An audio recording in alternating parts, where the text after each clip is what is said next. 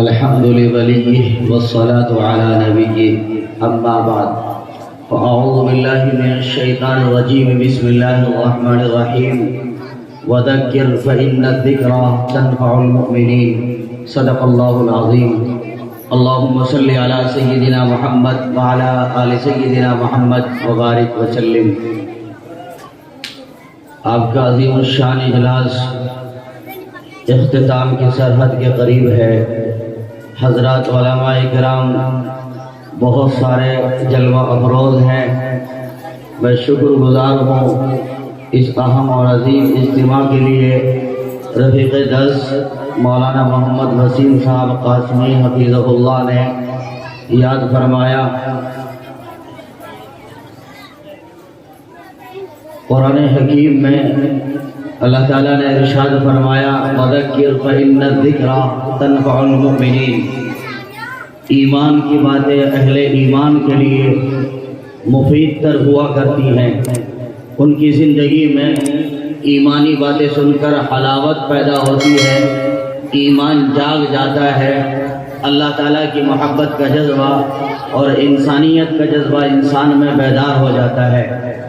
آج دنیا بھر میں ہر ایک انسان دوسرے انسان سے کٹا ہوا، ایک انسان دوسرے انسان سے جلتا ہوا، خار کھاتا ہوا۔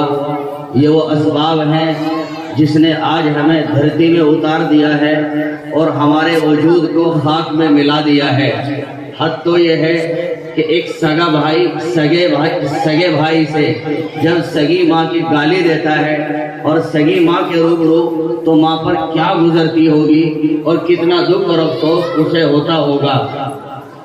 یقیناً یہ دکھوں بھری باتیں ہیں جس پر انسان کی آج نظر نہیں جاتی۔ میری اپنی ذات سے، میرے اپنے کلام سے، میرے اپنی گفتگو سے کتنے لوگوں کو تکلیف پہنچ رہی ہے اور کتنے لوگوں کا دل چھل رہا ہے۔ آج انسان اس پر غور نہیں کرتا، جب بولتا ہے تو ایسا بولتا ہے دو دلوں میں دراڑ پیدا ہو جائے، دو دلوں میں تفریق پیدا ہو جائے۔ جب بات کرے گا ایسی کرے گا جس سے کسی آدمی کی انسلٹ اور توہین ہو جائے، اور کہے گا میں سمجھا رہا ہوں، میں نصیحت کر رہا ہوں، میں کام کی کہہ رہا ہوں، میں حق بات کہہ رہا ہوں۔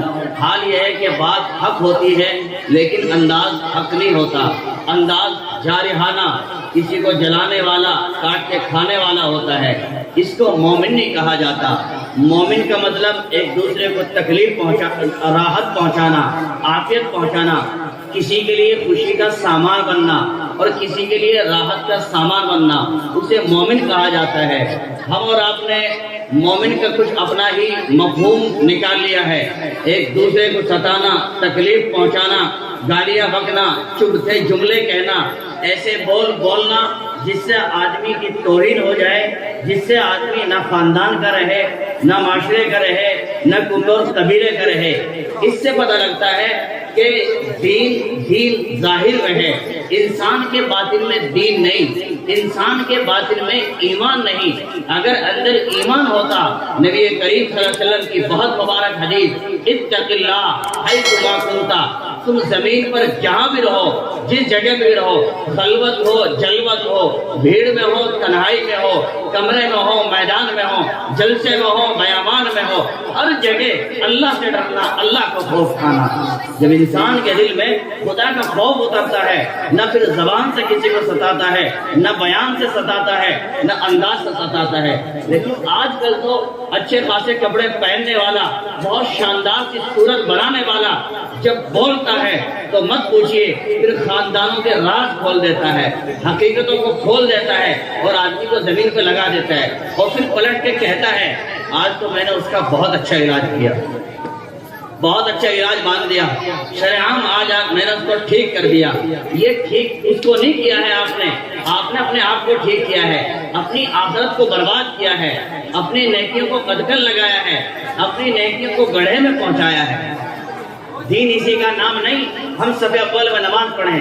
آج لوگوں نے یہی سمجھ لیا ہے، نہیں، ہم صف اول کے نمازی بھی ہوں اور معاملات اور اخلاق کی دنیا میں شاندار انسان بھی ہوں۔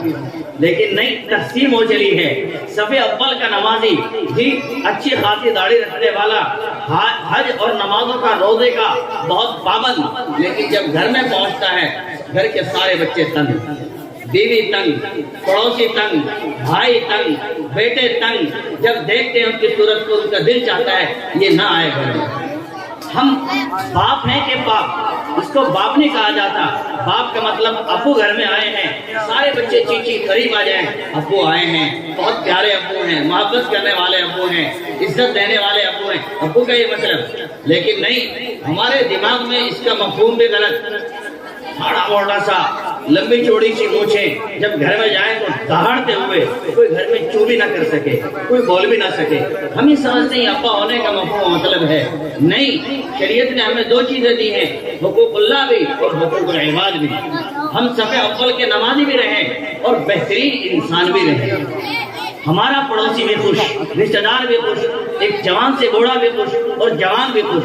لیکن نہیں، ہماری کمیونٹی میں جوان ہو کے بوڑھا، ان پڑھ ہو کے پڑھا لکھا، دونوں ہی طبقے ایک دوسرے کو ٹارچر کرنے میں لگے ہوئے ہیں.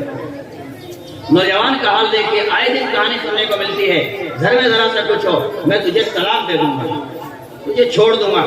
حالانکہ نہ طلاق دینا چاہتا نہ چھوڑنا چاہتا. جب کبھی ایسی حرکت ہو جاتی ہے تو رونے بیٹھ جاتا ہے. لیکن یہ جملے بول کے دھمکانا چاہتا ہے، ڈرانا چاہتا ہے، تکلیف پہنچانا چاہتا ہے. کئی مرتبہ سگے رشتے داروں کو فون کر کے کہتا ہے یہ صحیح نہیں رہتی اور تم بھی ڈنگ میں نہیں رہتے، اگر نہیں باز آؤ گے تو میرے لیے ایک دوسرا رشتہ بھی دروازہ بھی کھلا ہوا ہے. یہ سب جملے آدمی کے لیے بولتا ہے تاکہ انہیں تکلیف پہنچائے. میرے بھائیوں، اس کو نہیں انسان کہا جاتا، اس کو مسلمان نہیں کہا جاتا. مسلمان یہ میری اپنی ذات سے کسی کو تکلیف نہ پہنچے. جب انسان ایک دوسرے کو تکلیف پہنچاتا ہے، ستاتا ہے، گالیاں بکتا ہے اور قول کہتا ہے تو اس سے اللہ کی رحمتیں رک جاتی ہیں. رحمت جو برس رہی ہوتی ہے وہ رک جاتی ہے. ہم رحمت کے روکنے والے نہ بنے، ہم رحمت کے اتارنے والوں میں شامل ہوں. ہم رحمت کو دفع کرنے والے نہ بنے، بلکہ ہمارا نام ان لوگوں میں ہو جن کی وجہ سے بستی پر، خاندان پر، معاشرے پر، جی گھرانے پر اللہ کی رحمتیں اترتی ہوں، اللہ کا انعام برستا ہو. اس کو کہا جاتا ہے حقیقی محبت اور اس کو کہا جاتا ہے سچی انسانیت. لیکن نہیں، آج اس سبق کو ہم اپنی زندگی سے غائب کیے ہوئے ہیں. اس سبق کو ہمیں واپس لانا ہوگا. اس کائنات میں کتنے ایسے لوگ گزرے جنہوں نے اپنی زبان سے اور ذات سے دوسرے لوگوں کو نہیں پہنچایا. آج تو آدمی سر عام اس طرح کی گفتگو کرتا ہے کہ دوسرے کی توہین ہوتی چلی جاتی ہے، وہ زمین میں اترتا چلا جاتا ہے. اس سے کبھی کام نہیں بنتا، ہمیشہ اس سے کام بگڑتا ہے. دیکھیے، بات کہنے کے دو ڈھنگ ہوتے ہیں، ایک مثبت اور ایک منفی. مثبت سے ہمیشہ کام بنتا ہے اور منفی سے ہمیشہ کام بگڑ جاتا ہے. کیا مطلب؟ آئیے ان باتوں کو ذرا مثال سے سمجھیں. منفی کیا ہے، مثبت کیا ہے؟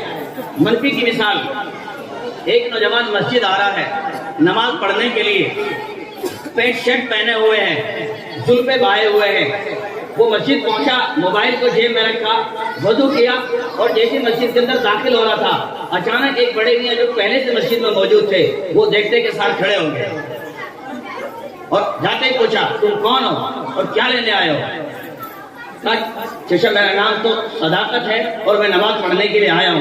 کیا تیرے جیسا آدمی نماز پڑھے گا؟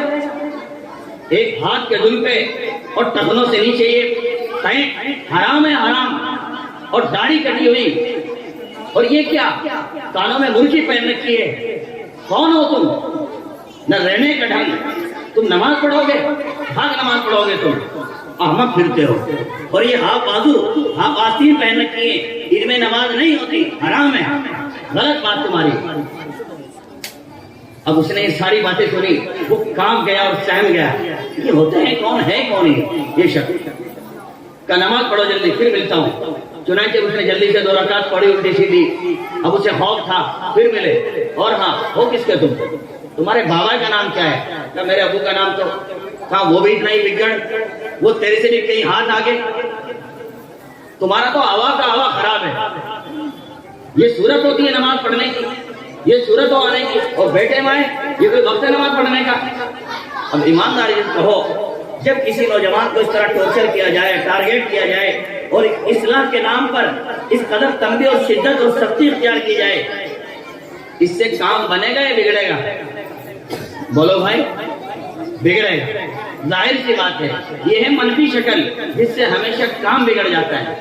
اسی بات کو مثبت پہلو دوسرے طرز میں بھی کہا جا سکتا تھا۔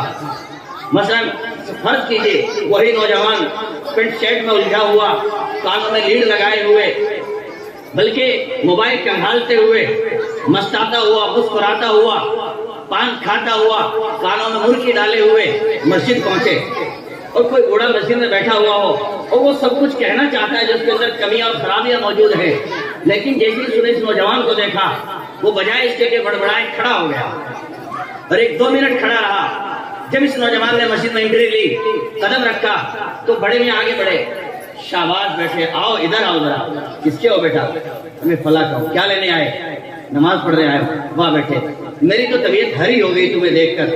اگر ہماری بستی کے نوجوان اس طرح عبادت کرنے والے ہو جائیں، نماز پڑھنے والے ہو جائیں، اللہ اللہ کرنے والے ہو جائیں، پھر تو بیٹے بستی کا بیڑا ہی پار ہو جائے۔ یہ جو حالات آ رہی ہیں ٹل جائیں۔ بہت طبیعت خوشی آپ کی کنڈیشن دیکھ کر کے، واہ شاباش، تم ہو کس کے؟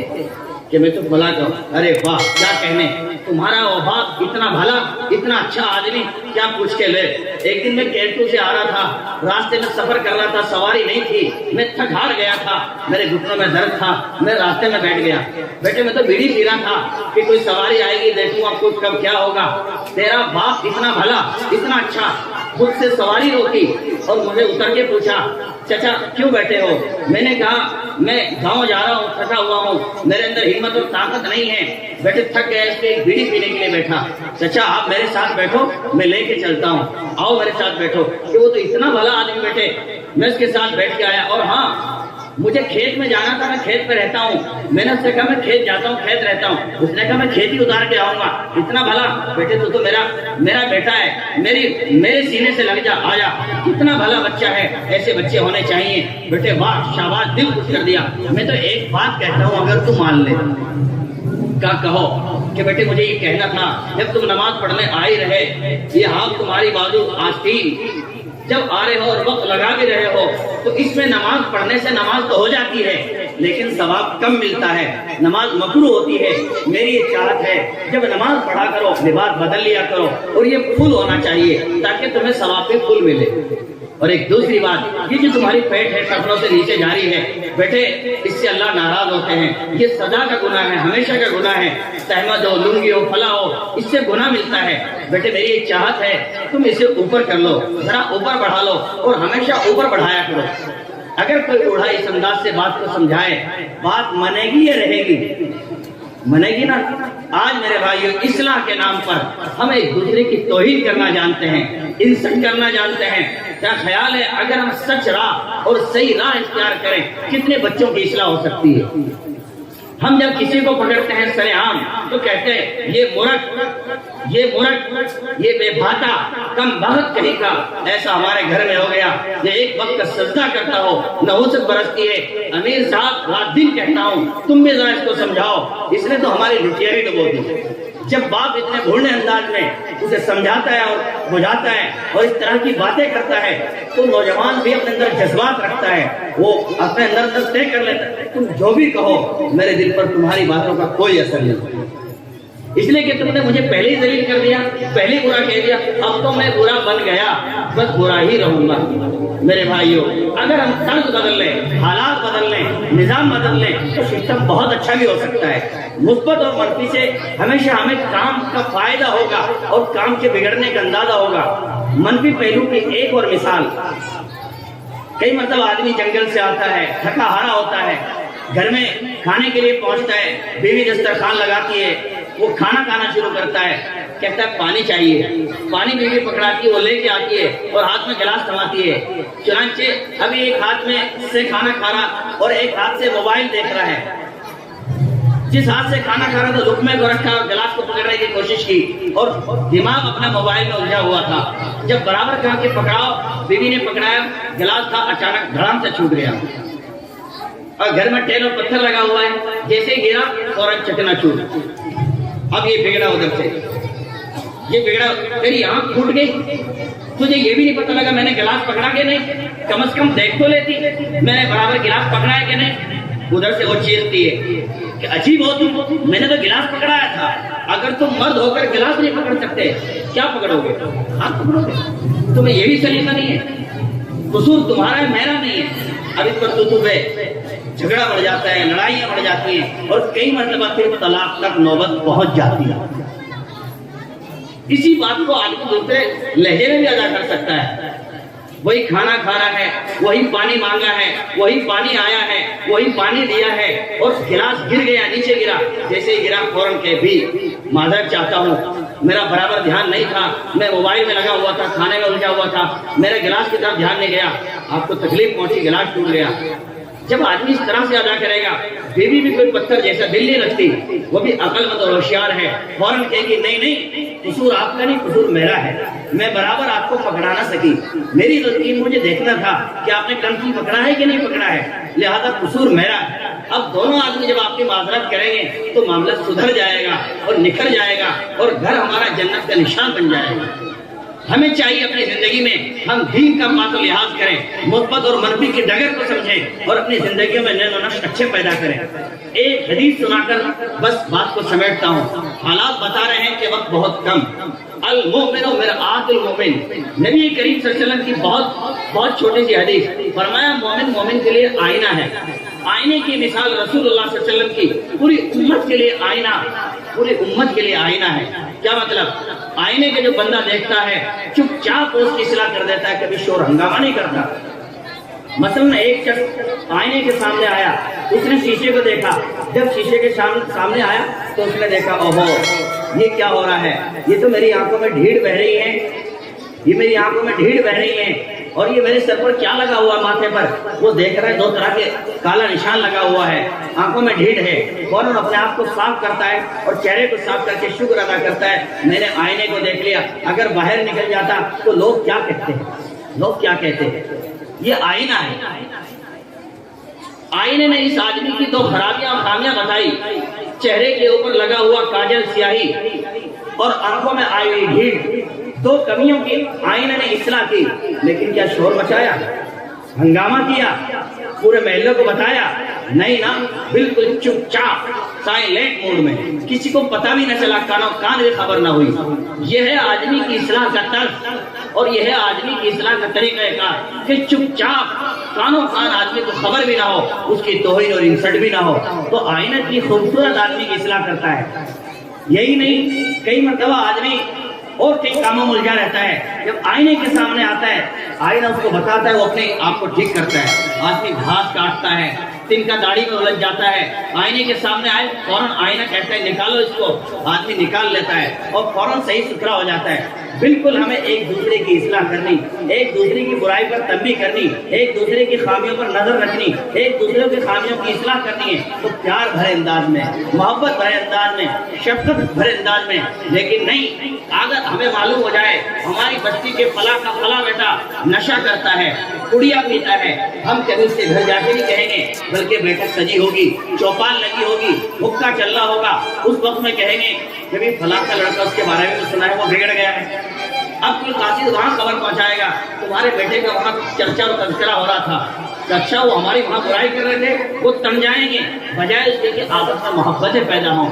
اللہ تعالیٰ اس طرح ہم اپنی زندگی کو ڈھالنے کی توفیق عطا فرمائیں اور پیار کے ساتھ، شفقت اور محبت کے ساتھ، محبت بھرے انداز میں اللہ تعالیٰ ہمیں اور آپ کو ایک دوسرے کی اصلاح کرنے کی توفیق عطا فرمائیں۔ وآخر دعوانا ان الحمد للہ رب العالمین۔